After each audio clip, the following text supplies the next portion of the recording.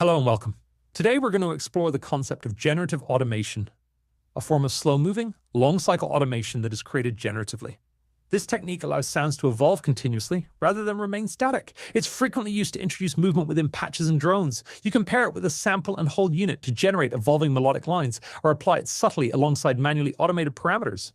This way, your sounds remain dynamic and ever-changing, even with minimal input. We are going to be looking at a few sources. LFO, low-frequency oscillator. Summing LFO with feedback, walking motion, and curl patches. Let's dive in. LFO can be used as an automation source. We can get some nice long durations from the wavetable module here. If we click the speed switch and set it to the bottom position, as we can see on the scope, we have a really long wave. However, this is a sine wave, possibly not the most exciting shape. We can scan through the various shapes we can use. We can see this on the scope. Like in all the patches in this video, this can be used in multi-channel for creating multiple independent LFOs if we ever want to do so. If we use a poly-add module, we take the output from the poly-add module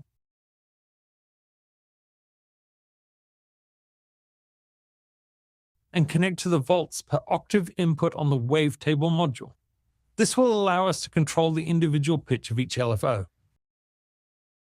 Now, if we turn the number of channels up we have,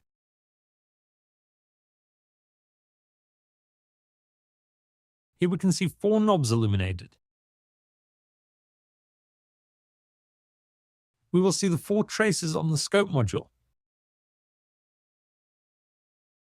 Now, if we set these to have independent times, we can lower the pitch of all at once on the LFO module. To access each channel, we can use a split module. Take the output of the LFO to the split module. If we connect an output from the split to the scope using a different color cable,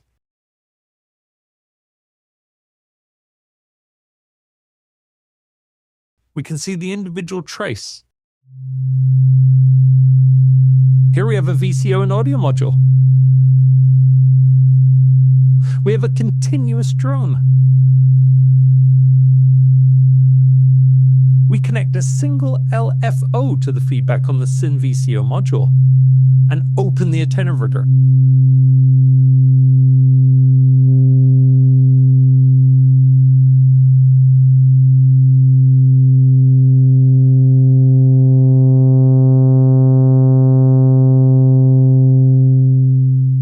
Now we shall take a look at summing LFOs. Here, we just have a sine wave from LFO. As we can see on the screen, as we saw previously, we can use a poly-add module to create multiple versions of the signal in a polyphonic manner. Now what we can do is take the polyphonic signal into the summing module, using a different color cable for this, so we can easily identify on the scope. We can see we have a single trace that is the sum of all the polyphonic channels. This works with as many channels as desired. We shall turn this back down to 4. So we will do the same as we have done previously. We will be assigning the LFO to the feedback on the oscillator.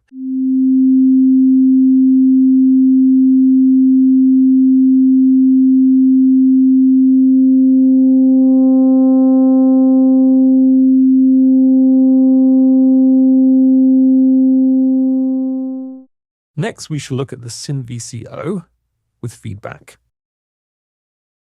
Here is our standard SYN LFO. If we apply some feedback,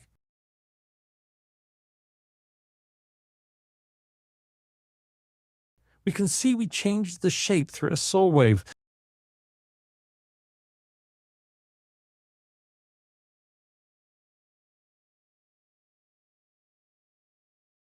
So what does this sound like? We have our standard setup where we shall use the LFO to automate the feedback on the oscillator.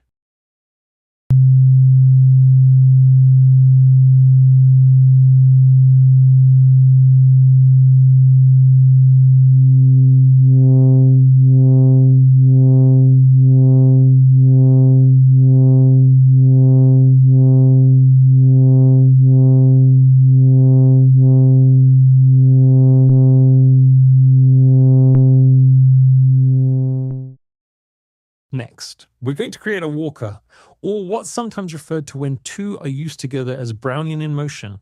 If we look at the scope, we will see our dot on here. This is plotting x against y.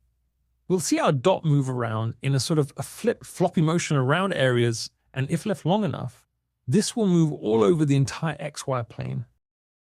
So the concepts of a walking patch is we have an integrator which holds a value, and then we just keep adding random values to it that are equally balanced at around 0.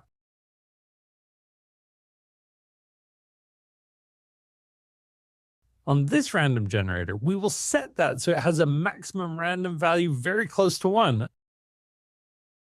And then we'll do a negative one for the minimum value. It's important these are equally balanced around 0, as this will be the center value for the motion. So now we can generate a random value.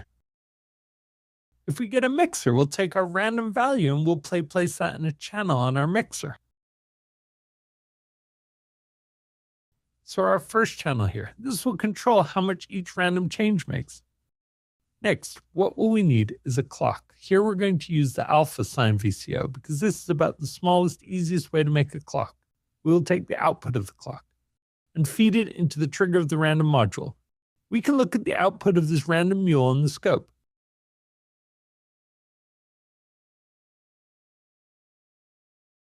As we can see, it has steps as each value is generated, and it bounces around the 0 line. Here we have the speed of the clock. We can adjust this here. We will see that the random values are taken at smaller intervals. To keep track of that current value, we'll use a sample and hold module. So with the blue cable, we'll connect the trigger to the output of our scene VCO, which we're using as our clock.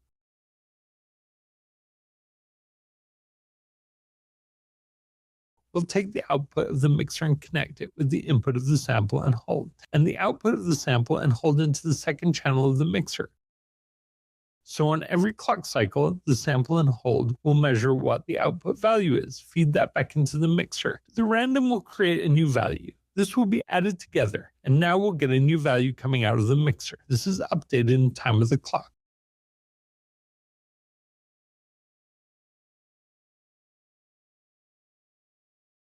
So now, if we stop viewing that on the scope, we can start viewing our integrated signal.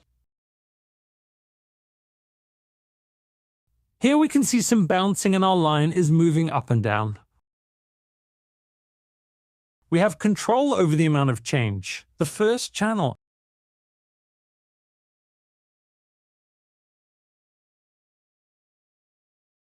And now we're moving in large steps.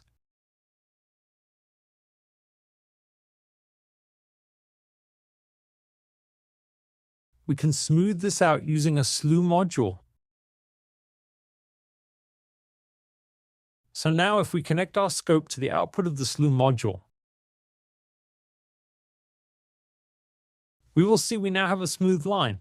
And if we want to use this for multiple signals in a polyphonic manner, we can use a polyadd module similarly as we've done in other stages. Just simply connect the output to the input of the VCO. And now we can see we have two signals here.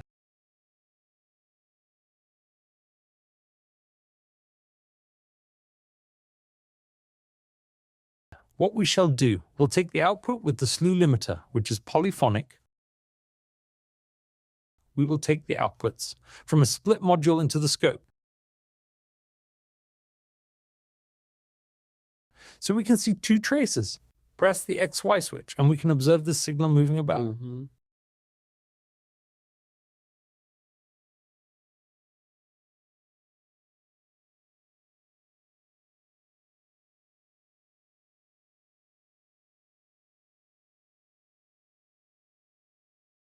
The greater we turn up channel 1 on the mixer,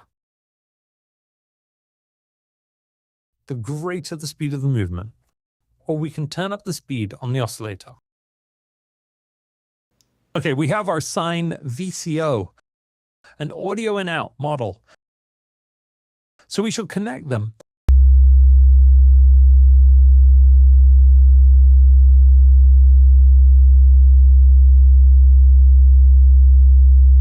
Then we'll take the pitch information from one channel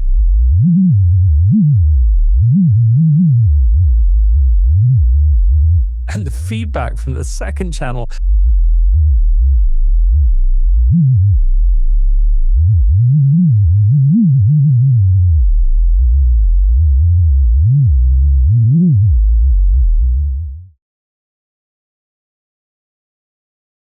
Now we shall take a look at what's known as Krell patch. The heart of the patch is an envelope generator that I put in cyclic mode. So as soon as a cycle finishes, it is re-triggered.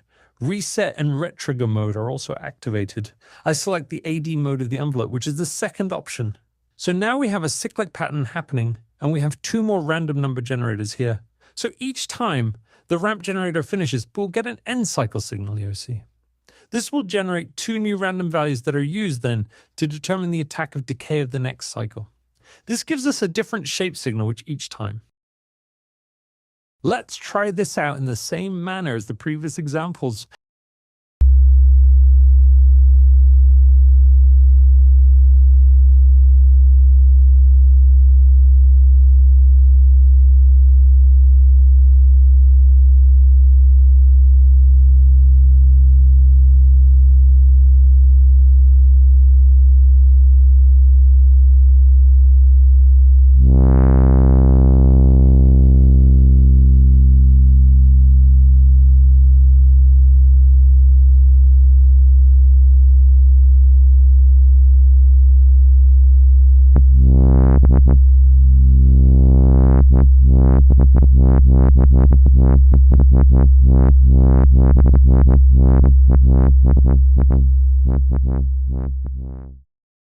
Right, let's make a patch using what we have learned.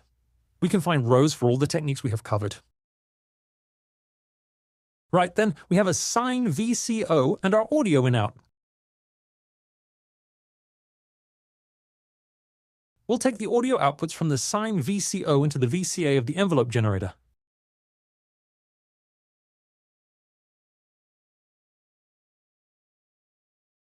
We'll take the outputs from there into the audio in out.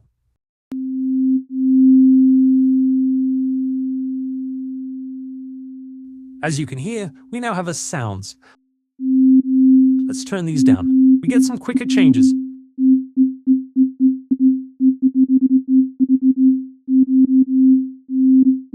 Make that a bit longer.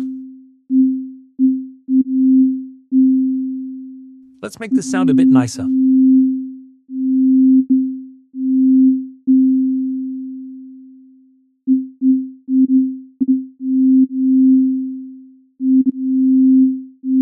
We'll add some reverb, just turn the dry wet down a bit.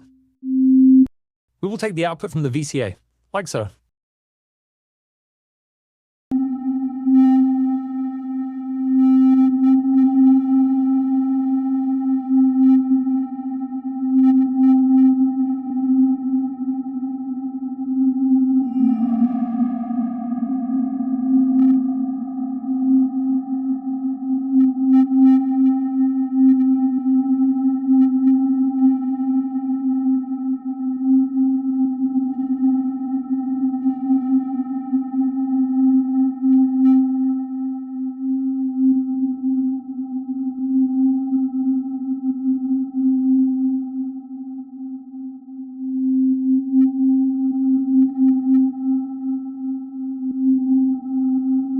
Turn the dry down a bit.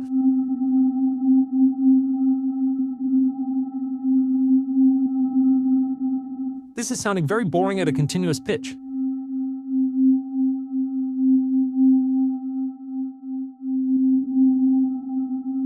What we will add is a random module, which we'll place before the VCO.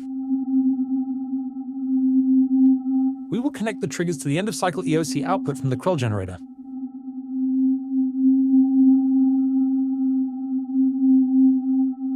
We'll turn the maximum and minimum down to a much more sensible range.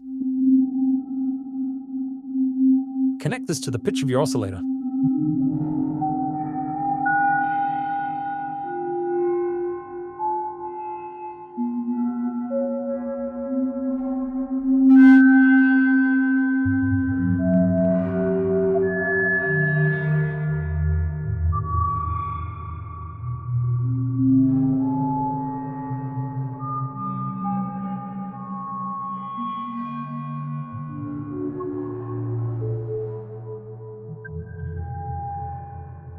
Alright, this more interesting.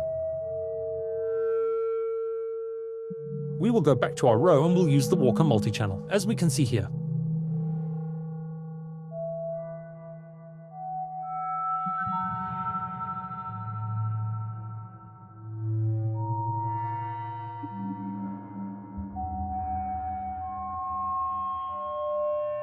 We use the split module for the individual outputs,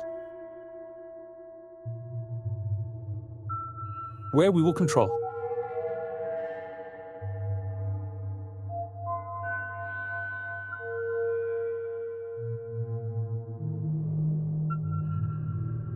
the feedback on the scene VCO.